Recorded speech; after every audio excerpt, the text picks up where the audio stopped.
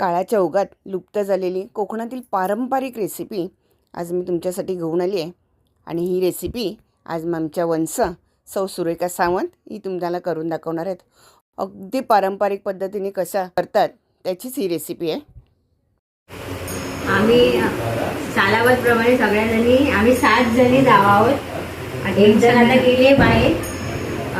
आम्ही दरवर्षी एकत्र अशा गणपतीला गावी येतो आणि ह्या वर्षी आम्ही पारंपरिक असं शेवरस त्याला म्हणतात शिरवाळ्या त्या असा पारंपरिक पद्धतीने जो आम्ही पदार्थ करतोय गणपतीसाठी नैवेद्यासाठी त्याची रेसिपी आज आम्ही तुम्हाला सगळ्यांनी पारंपरिक पद्धतीने दाखवतोय. ती बघा आणि लाईक करा. पहिली हे कसलं पीठ घेतलंय तुम्ही?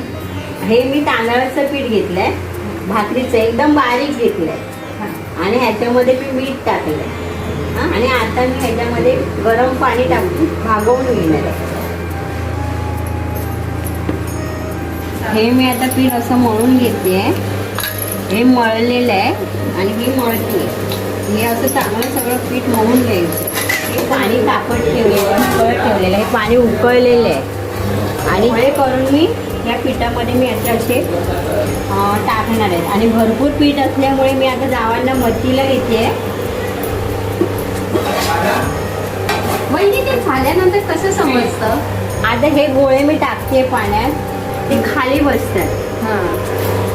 ते खाली बसले टाकल्यावर आणि जेव्हा उकळणार ना जेव्हा शिजून येणार ते वरती येणार शिजल्याच्या नंतर. मग ते झालं समजायचं.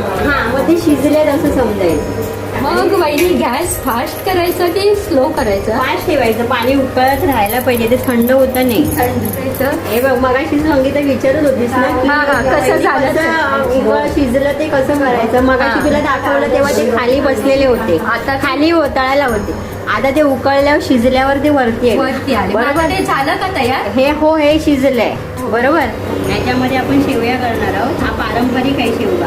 आणि हे केळीचा खोका बोलतात त्याला, त्याच्यामध्ये आपण करणार आहोत. हे असे काढणार आहोत. आता तुम्हाला आम्ही रिअलमध्ये कसं करतात ते दाखवतो. ठीक आहे शेवग्याचं. आता हे ह्याला मी तेल लावून घेतलेलं आहे साच्याला. आणि